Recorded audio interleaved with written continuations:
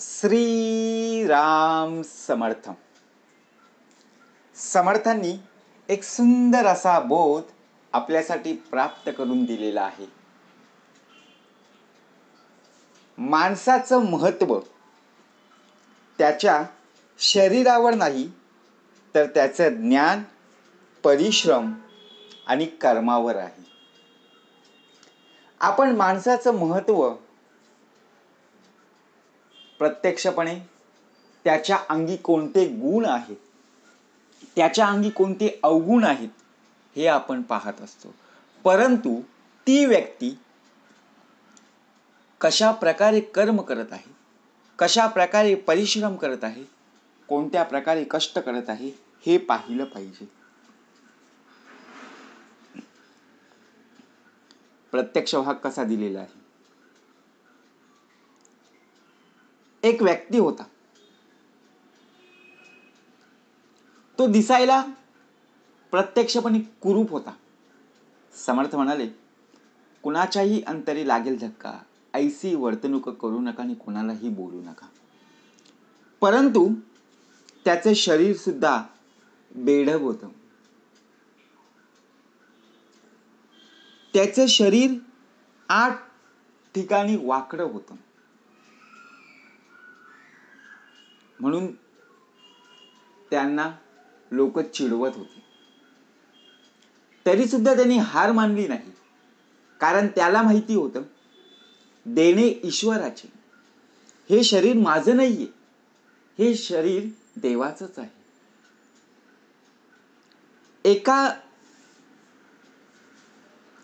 बघा, प्रत्यक्षपणे एके दिवशी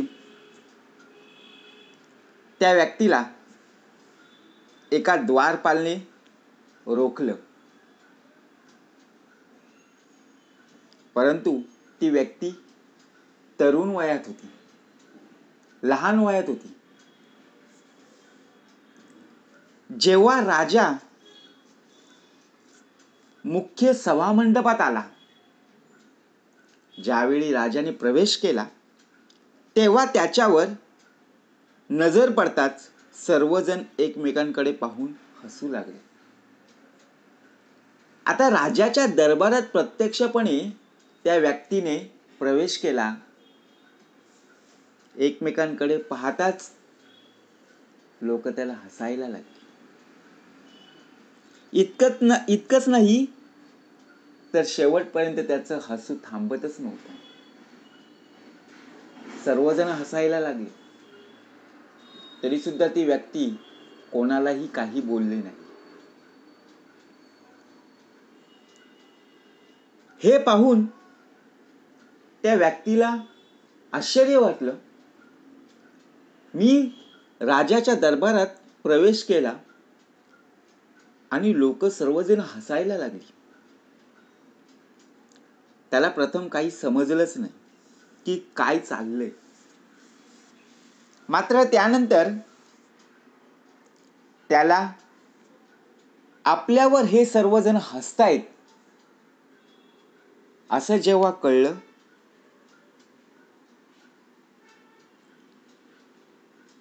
त्यावेळी प्रत्यक्षपणे तोही जोर जोरात हसायला लागला. कारण त्याला वाटत होतं सर्वजण माझ्यावर हसतायत, मग मी शांत का? मी कोणावर राग काढू? त्यापेक्षा मीही जोर जोरात हसतो. राजाने संपूर्णपणे सभेला शांत होण्याचं आवाहन केलं. राजाने आदेश दिला की हसणं आता बंद करा. संपूर्णपणे सभा शांत होताच राजाने त्या व्यक्तीला विचारले, हे लोक तुमच्यावर हसतायत हे माझ्या लक्षात आले, पण तुम्ही का हसतात? राजाने काय विचारलं? संपूर्णपणे माझ्या दरबारातील सर्वजण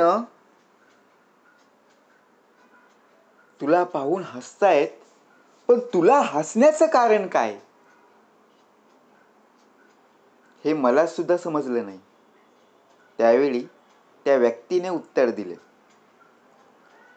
महाराज, मला वाटलं की राजा जो ज्ञानी आणि विचारवंत आहे त्याच्या सभेत ज्ञानी आणि विचारवंत आणि हुशार लोक असतील, पण इथे तर सर्वच जण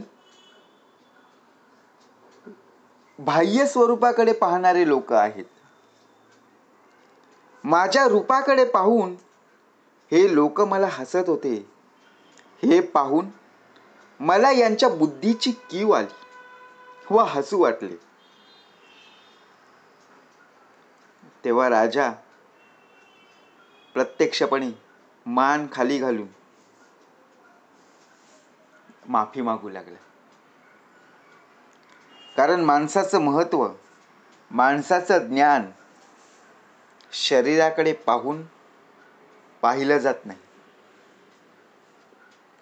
कारण प्रत्यक्षपणे वरीवरी वैभवाचे आणि अंतरी पोतडे नरकाचे, त्याचप्रमाणे त्याच्या अंतरी काय चालू आहे. आपण सुद्धा एखाद्या व्यक्तीला मदत करायची, त्या व्यक्तीकडे आपण कशा प्रकारे बघा, काय पाहून आपण त्यांना मदत करतो. ज्या व्यक्तीकडे पैसा आहे, ज्या व्यक्तीकडे संपूर्णपणे सर्व संपत्ती जास्त आहे, त्या व्यक्तीकडे आपण मदतीला धावून जातो. परंतु रस्त्याने चाललेला, उन्हामध्ये बघा, ज्याच्या पायात चपला सुद्धा नाहीये, चटके सोसत निघालेल्या व्यक्तीला आपण कधीही मदत केली नाही.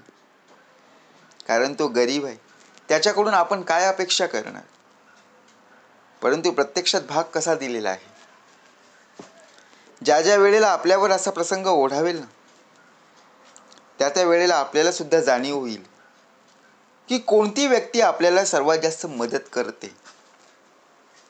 श्रीमंत व्यक्ती की गरीब व्यक्ती, पहावे आपणासी आपण.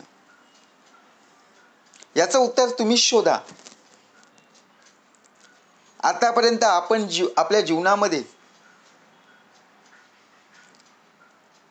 आपल्याला कोणी कोणी मदत केली.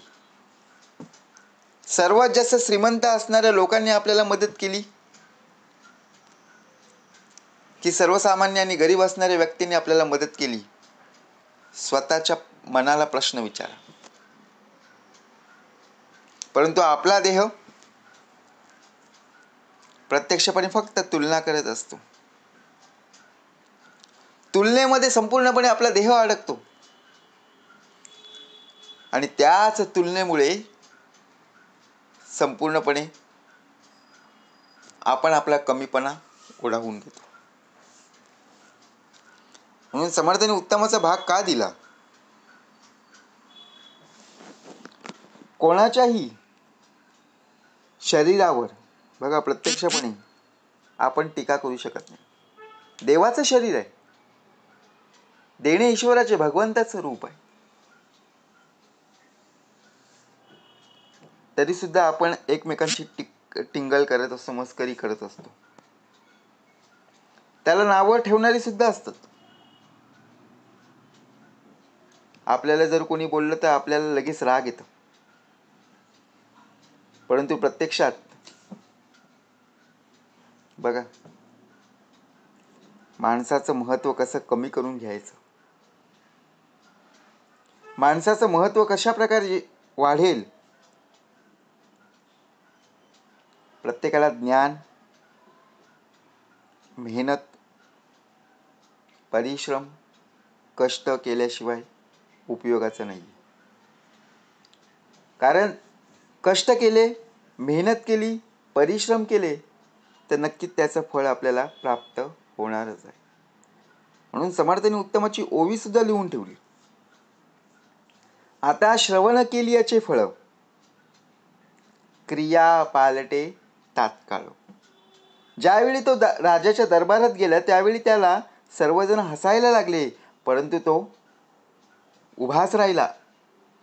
सर्वजण माझ्या शरीरावर संपूर्णपणे हसतात हे पाहून तो स्वतःहून हसला आणि राजाला शेवटी मान झुकावीच लागली की नाही. म्हणून माणसाचं महत्त्व त्याच्या शरीरावर नाही, तर त्याचं ज्ञान, परिश्रम आणि कर्मावर आहे. जय जय रघुवीर समर्थ.